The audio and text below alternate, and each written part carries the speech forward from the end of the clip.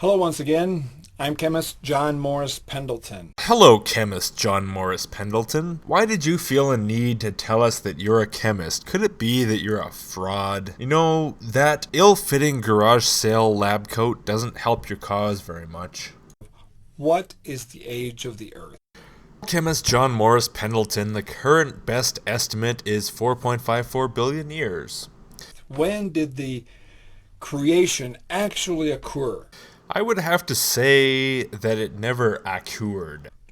And of course, we're going to go to the Bible. Man, why didn't we think of that? You know, all those scientists, they went through all this trouble trying to do actual research, when all along they should have just been going to the Bible. That makes so much more sense. Thank you, Chemist John Morris Pendleton. We have the creation of everything happened about 6,000 years ago. About 4,400 years ago, the worldwide flood occurred, of which 8 people were saved. Jesus was born of the Virgin Mary 2,000 years ago. Why did you feel the need to specify that Jesus was born of the Virgin Mary here? It has nothing to do with what you're talking about. That's like me saying, I was born by C-section 24 years ago. It has nothing to do with anything. And we expect that maybe in the next 5 minutes that he could come back again to rule the earth. Are you ready? I'm ready, John. Let's do this. Huh. I thought you said he was coming back in 5 minutes. I'm a little disappointed, to be honest with you. But I can't say I'm surprised. Now, according to the Big Bang Theory and evolution, it was about 20 billion years ago. There was a big bang, a big explosion. Millions and millions of years went by. 4.6 billion years ago, the Earth was formed. From where, they don't know. Fuck, he forgot his line. Hey, John, it accreted from the material in the solar nebula's accretion disk. Collected water, began raining on the Earth, and 3 billion years ago, the first life forms appeared, which survived, had something to eat, and were interested and able to reproduce themselves. Hey, John, I don't think that pre-single-celled organisms were all that interested in reproducing themselves. It's just kind of what they did, considering that it's the defining characteristic of life. Because if you don't reproduce yourself, life doesn't exist. And bear in mind that this isn't sexual reproduction we're talking about. There are no RNA strands going around fucking each other in the ocean. Into all the forms we have today. Now, where do we get the idea from the Bible that the creation of everything happened 6,000 years ago? Proceed with the begats. I'm just going to skip this part because this is fucking boring. That's a total of about 4,000 years. You're right, it feels like about 4,000 years reading it.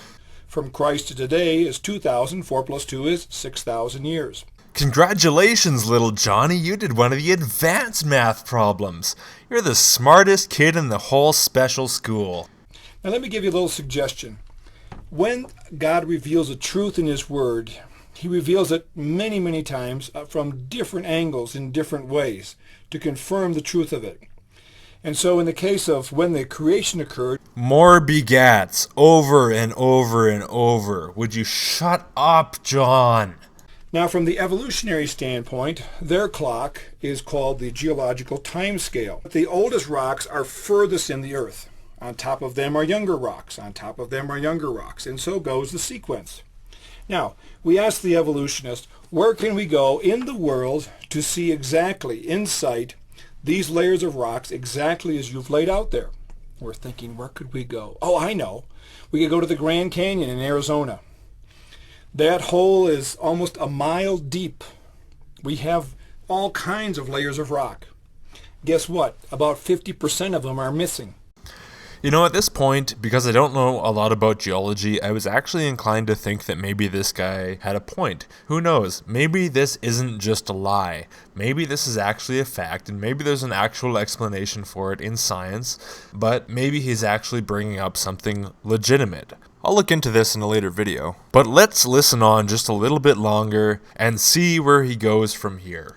Also, as you can see in this next transparency, from Canada into the United States, all this red area is called Precambrian rock. Precambrian? This is rock that's even older than 600 million years. And the younger rock is underneath it. In other words, the whole thing is turned upside down. Actually, there's only one place in the world that you can go to consistently find, consistently see these layers of rock is laid out. You know where it's at? In the books. Again, I wasn't quite sure about this, but I figured, let's listen on, because obviously this guy is claiming to be a chemist, not a geologist. What does he know? So let's listen on and see what he says about evolution. I told you, they're good at making fascinating drawings of things that don't exist. That is not science. Now, you've probably heard the little fairy tale about with a magic wand, you just touch the toad and it turns into a prince. Well, evolution is even more fantastic. Now, probably most of the people who are watching my channel already understand to some degree the theory of evolution, but let me just explain it just a little bit for the people who might not. Every person who is born is different from their parents. They have mutations. That's why you look different from your parents. Over millions of years, with successive generations, these mutations accumulate, and eventually, for example, if you have longer arms than your parents and your children have longer arms than you, over time, you evolve a long-armed species if long arms are selected by the environment that you're in. For example, if you have to reach tall trees or tall shelves. It sounds pretty basic. It's pretty easy to understand. So let's see how well Chemist John Morris Pendleton understands evolution. They say this, that over millions of years ago, there were worms living at the bottom of the oceans and the seas. But through millions of years and some favorable accidents, some of them changed into fish. Your great-grandpa was a monkey. Then your grandpa, he was also a monkey. Then your pa, he was a person. And then he gave birth to you, who's also a person. That's evolution, boy.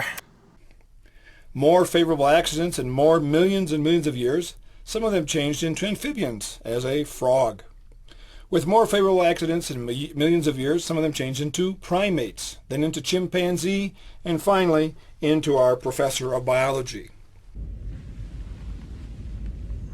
Now, for evolution, millions of years is indispensable for by chance happenings that this evolutionary process can take place. Obviously, if I had a worm here and say that at the end of my talk this would be a professor of biology, you say you're making fun of the biologist. No, John, I'd say you were making a fool of yourself. But if I say over a period of millions and millions of years, the worm became a professor of biology, you say, oh, that's quite believable. No, you idiot. If there was a worm that was alive for millions of years and became a professor of biology, I'd say fucking A. There's a miracle. Anyway, let's take a look at some clocks. One of the first clocks that we have is the delta at the end of the great river Mississippi by New Orleans that empties out into the Gulf of Mexico. It indicates a young Earth. We'll see about that in a later video. What is the oldest living thing on Earth today? Your mom. Please, no family jokes or things of that nature. Ah, shit, sorry, dude. The oldest living thing is called the bristlecone pine. It's also called the Methuselah pine. It is about 4,300 years old. Whoa. What happened 4,300 years ago? Well, according to the Bible, there was a worldwide flood that completely revamped all the real estate. Plants, animals, and people began to populate the earth about 4,400 years ago. Interesting. How come we don't have anything living older than 4,300 years, older than the time of the flood? In 1964, a bristlecone pine was cut down, which was found to be between 4,850 and 5,000 years old. Also, we have the giant sequoia trees of California. Here's a picture of one that's over 300 feet tall. I love how he had to stop here and think whether he meant wide or tall. Some 21 feet wide at its base. Plenty of room to cut a hole and fit a car in there. And they're about 4,000 years old. Now, what's the reason that the bristlecone pine and the sequoia trees are so old? Two reasons. One is their resistance to plant diseases, as well as their resistance to forest fires. Indicates a young Earth. Did you catch the logical flaw here? He says that bristlecone pines and sequoia trees live to be old because they have high resistance to disease and to forest fires, and therefore the Earth is 6,000 years old. I don't see the link. Another clock that indicates a young Earth is the world's population.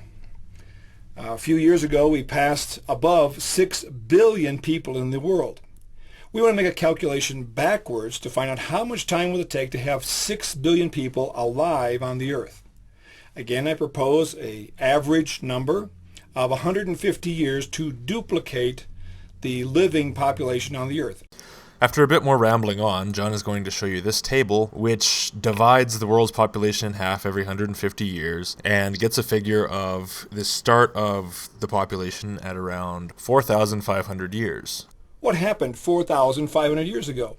Well, according to the Bible, there was a worldwide flood that cleared the whole Earth, and only 8 people survived. Here's a diagram that I found from a 1993 United Nations Population Division and Population Reference Bureau study. It's a little old, but it'll serve our purposes. We'll just look at up to 1993. So you can see that in the orange part, the industrialized nations certainly have far from a doubling of population. That's because as the quality of life increases, the number of children that people have decreases as well, because people are no longer having 8 children to try and keep 2 alive. In developing nations, conditions are beginning to improve, and you can see that the projection, and this still holds true today, is that the population increase in developing countries will begin to decelerate over time as conditions continue to improve and people don't need to have as many kids. Let's also keep in mind that over the past few thousand years there have been a lot of problems in sustaining a population. For example, inadequate food production and distribution, water, sanitation, lack of vaccinations, antibiotics, education, and earlier on there was even the lack of what we take as basic technology today. Technology has taken a major upward swing in recent years, but even considering what we consider to be ancient technology, that only existed a few thousand years ago too. So before that, the wheel,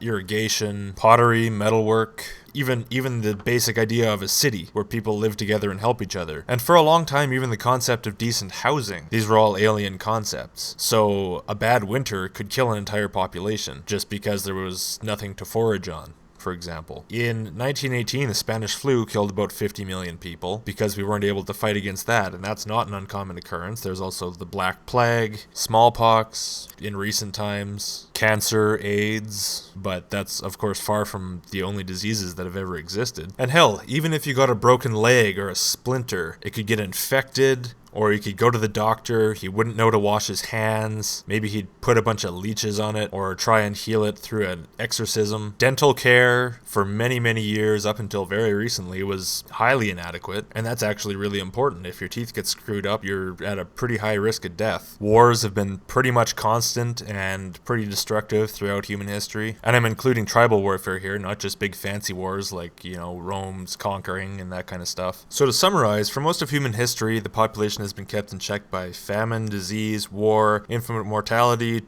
during childbirth, climate change, lack of good shelter, lack of cities, lack of medicine, vaccination, unsanitary conditions, for example, waste management, cleaning of dishes, washing of food, washing of hands, from a lack of knowledge of germs and so forth, lack of good water, lack of necessary life-sustaining technology and innovation like irrigation, plows, pottery, basic stuff like that, all the way up to electricity and so forth. And these conditions have been rapidly being repaired in much more recent times, which is good. And in industrialized nations, the population growth has lowered to compensate for it. But in developing nations, the conditions are beginning to improve, but fertility rates aren't dropping enough to compensate for it. And so that's why today we see such high population growth rates. Follow out that calculation, how many would we be today?